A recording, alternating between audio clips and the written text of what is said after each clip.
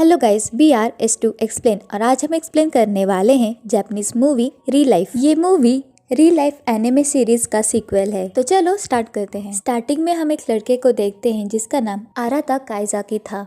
वो 27 एज का था। उसने अपनी जॉब छोड़ दी होती है क्योंकि उसके फीमेल कलीग्स को बुली किया जाता था और उसे ये बर्दाश्त नहीं होता। लेकिन अब प्रॉब्लम ये थी कि जॉब इंटरव्यूज में उसे कोई सीरियसली नहीं ले रहा था। कंपनीज उसे इरिस्पॉन्सिबल और अनस्टेबल कैंडिडेट मानने लगे थे क्योंकि उसने किसी भी कंपनी में लॉन्ग टर्म काम नहीं किया था। एक दिन आरिता रियो योवाके से मिलता है। योवाके री लाइफ रिसर्च इंस्टीट्यूट का एक रिप्रेजेंटेटिव होता है। वो आरिता को एक एक्सपेरिमेंटल प्रोग्राम में शामिल होने का ऑफर देता है। ये री लाइफ प्रोग्राम एक स्पेशल पिल से काम करता है। इस पिल से इंसान अपनी एज से 10 साल पीछे फिजिकली चला जाता है। इसका मतलब कि अभी आरिता 27 इयर्स का है तो उसकी बॉडी 17 इयर्स की हो जाएगी। फिजिकली उसकी बॉडी 10 साल पीछे चली जाएगी। इस प्रोग्राम की कंडीशंस होती हैं। कंडीशंस ये होती हैं कि 1 साल तक हाई स्कूल अटेंड करना होगा एज ए नॉर्मल स्टूडेंट और वहाँ किसी को भी उनकी एक्चुअल एज नहीं बतानी होगी। और इस फेज में जितनी भी मेमोरीज बनेंगी वो 1 साल बाद इरेज हो जाएंगी। अगर ये एक्सपेरिमेंट सक्सेसफुल रहा तो उसे न्यू जॉब मिल सकती है। आराता पहले कंफ्यूज होता है पर कुछ सोचने के बाद वो ऑफर एक्सेप्ट कर लेता है और यहीं से शुरू होती है उसकी नई हाई स्कूल लाइफ। जब आराता वापस हाई स्कूल लाइफ में जाता है तो उसे रियलाइज होता है कि स्कूल लाइफ वैसी नहीं है जैसा वो सोच रहा था। हाई स्कूल में आराता के बहुत सारे फ्रेंड्स बनते हैं। हिशिरो एक इंटेलिजेंट और सोशली ऑकवर्ड लड़की, उसे फ्रेंड्स बनाने नहीं आता। दूसरा फ्रेंड है ओगा, एक ऑनेस्ट और हार्ड वर्किंग स्टूडेंट जो पढ़ाई में टॉप करता है। और तीसरी है रेना, एक कॉम्पिटिटिव और इनसिक्योर लड़की जो हमेशा दूसरों से बेटर बनने की कोशिश करती है। और फोर्थ है ओनोया, एक मजेदार और चेयरफुल लड़की। और आराता देखता है कि इन सब फ्रेंड्स के लाइफ में अपनी अपनी अलग अलग स्ट्रगल्स है और धीरे धीरे आराता सबसे इमोशनली कनेक्टेड होने लगता है। आराता की सबसे यूनिक बॉन्डिंग हिशिरो के साथ बनती है। हिशिरो बहुत इंटेलिजेंट और जीनियस लड़की है लेकिन वो सोशल इंटरेक्शंस नहीं करती। उसका एक्सप्रेशन हमेशा ब्लैंक रहता है और वो दोस्त बनाने में हमेशा फेल होती है। हिशिरो का सबसे अच्छा दोस्त आराता बन जाता है और वो रोते हुए आराता को बताती है कि उसे दोस्ती करने में बहुत ही मुश्किल होती है और उसे समझ ही नहीं आता कि वो स्टार्ट कहाँ से करे। आराता उसको एडवाइस देता है कि वो हमेशा स्माइल करे पर वो इतनी वियर्ड स्माइल करती है कि उससे कोई डर ही जाएगा। हिशिरो को रेना से फ्रेंडशिप करनी होती है लेकिन उसे पता नहीं होता कि वो क्या करे। और फिर उसे याद आता है कि आराता ने उसे बोला था कि वो स्माइल करे।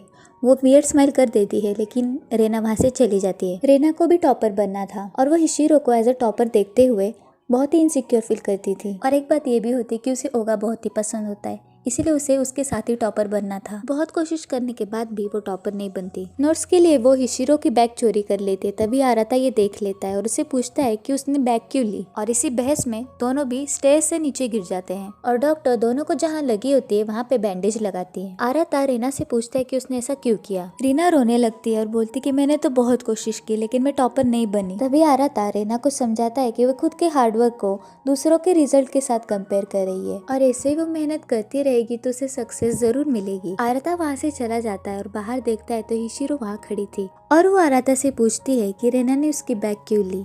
आराता बोलता है कि तुम उसे खुद ही पूछ लो। हिशिरो रेना के लिए रुकती है। जब रेना आती है तब हिशिरो उसको देखती है और रेना अवॉइड करने की बहुत कोशिश करती है। रेना और हिशिरो की कॉन्वर्सेशन सुनने के लिए आराता पेड़ के पीछे छुपा हुआ था। तभी वहाँ योवाके आ जाता है और आराता डर जाता है। योवाके भी वहाँ स्टूडेंट बना था ताकि वो सब पे नजर रख सके। हिशिरो बहुत ही हिम्मत करती है और रेना से बात करने की कोशिश करती है।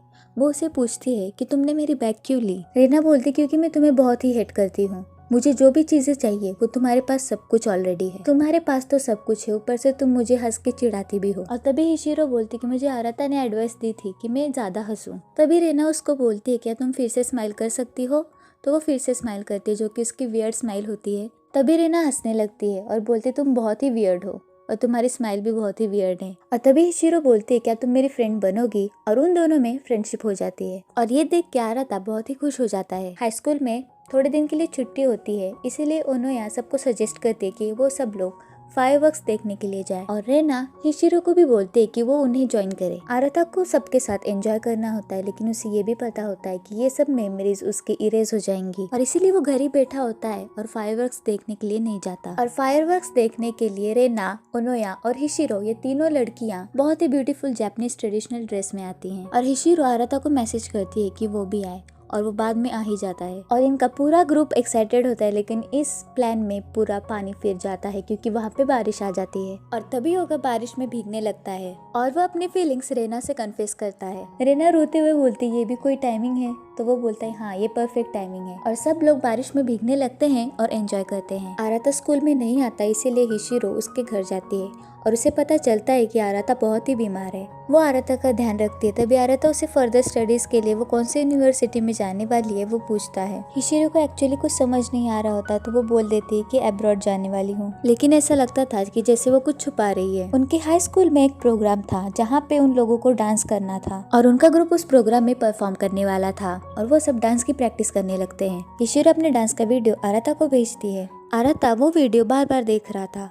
ओगा उससे मोबाइल छीन लेता है और बोलता है क्या देख रहे हो, और फिर वो बोलता है हिशिरो कितनी क्यूट है ना, तुम अपनी फीलिंग्स उसे क्यों नहीं बता देते। और तभी आराता शॉक हो जाता है और बोलता है नहीं नहीं ऐसा कुछ नहीं है। ओगा बोलता है रेना और ओनोया को भी यही लगता है। आराता बोलता है नहीं नहीं ऐसा कुछ नहीं है। और तभी प्रोग्राम का दिन आता है और पूरा ग्रुप डांस करने लगता है और तभी एक बार हिशिरो को डांस करते हुए देख गलत एंगल से फोटो निकालने लगता है।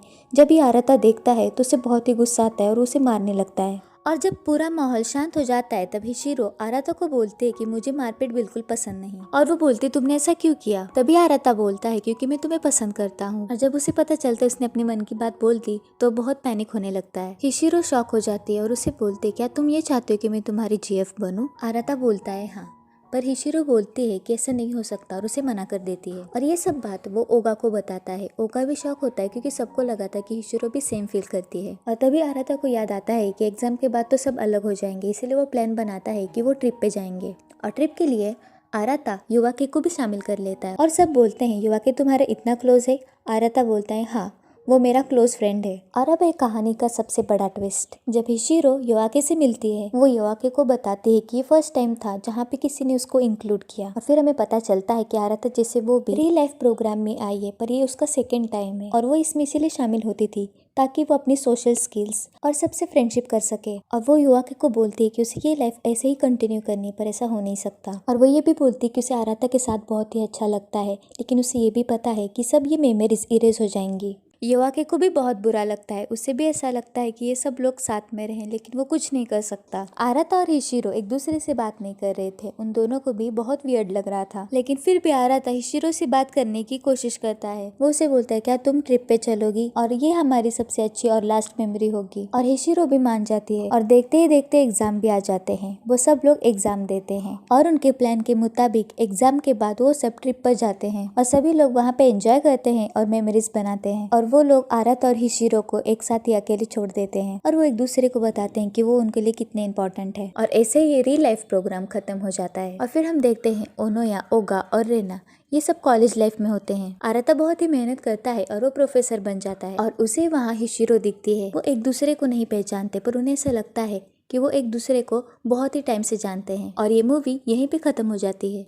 और हमें इस मूवी से ये सीखने मिलता है कि लाइफ सेकंड चांस नहीं देती। जैसे आराता को एक मौका मिला था कि वो हाई स्कूल में फिर से जाए, हमें तो वैसा मौका नहीं मिलेगा। इसीलिए हमें प्रेजेंट में जीना चाहिए और उसे एंजॉय करना चाहिए। सपने देखने के लिए, कोई भी काम करने के लिए कोई एज लिमिट नहीं होती, बस उसे हमें पूरा करने के लिए हमें जिद होनी चाहिए और कंसिस्टेंसी होनी चाहिए, डिसिप्लिन और हमें एक आग होनी चाहिए। So live in present, be happy and dream big, and really thank you for supporting us. Thanks for watching.